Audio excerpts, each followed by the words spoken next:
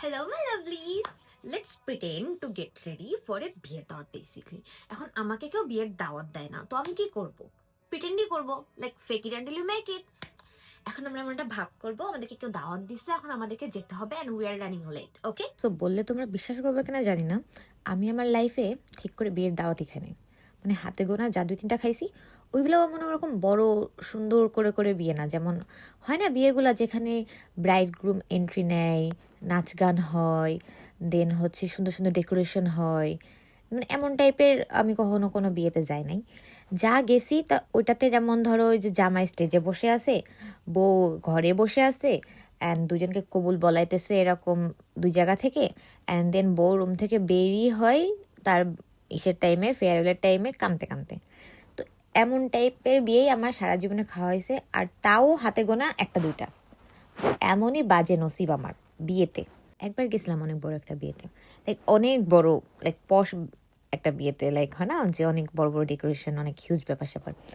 মানে এতটাই হিউজ ব্যাপার স্যাপার ছিল যে আমি তো বিয়েতে যেয়ে দেখি সিয়াম আহমেদ, লাইক ওদের বিয়েতে সেলিব্রিটি ইনভাইটেড, এমন একটা বিয়ে।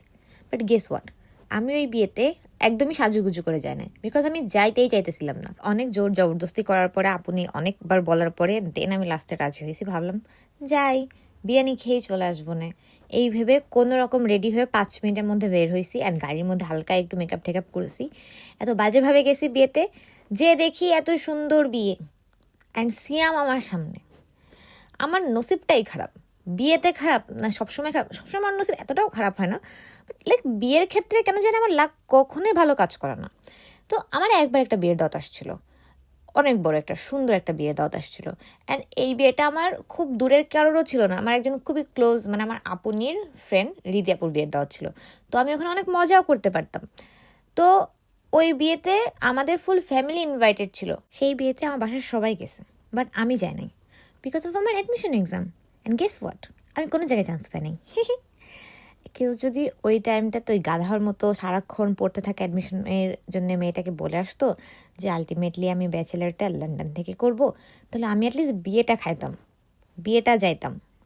জীবনে একটা তো প্রপার বিয়েতে সুন্দর করে সাজুগুজু করে মাঞ্জা মাঞ্জা মেরে ছবি টবি তুলতাম, বাট না, এগুলো কোনো কিছুই আমার সাথে কখনো হয় নাই। তো এই বিয়ের দাওয়াত না পাওয়া নিয়ে আমার অনেক আফসোস, এবং এই আফসোস জমতে জমতে আমি ডিসিশন নিছি যে আমি আমার নিজের বিয়েটা অনেক বড় করে করব।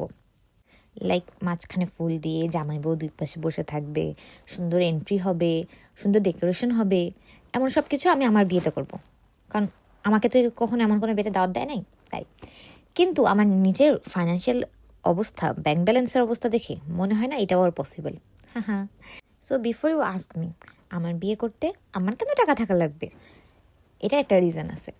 তো বলে নেই, আমার অনেক ছোট্টবেলার শখ আমি বিয়ে করব নিজের টাকাতে, যেভাবে একটা সেটেল ছেলে করতে পারে। This is my dream. তো আমার বোনেরা আমার সব ড্রিম নিজে মনে করে পূরণ করে দেয় always, but I want to do this by my own. এটাই আমার স্বপ্ন। So I pray for me যেন আমার ফ্যামিলির এখানে ইনভলভ না হইতে হয়, cause anyway they are not convince yet for this plan. Typical family bonding struggles, you know guys. তো দোয়া কইরো প্লিজ, আর আল্লাহ আমাকে আর একটু টাকা দিক প্লিজ। যাই হোক, গল্প করতে করতে I am ready for the wedding. Oops sorry, I am all set to pretend like আমি যাচ্ছি বিয়েতে। উফ, আমার অনেক লেট হয়ে যাচ্ছে। So Babai my lovely, see you next time.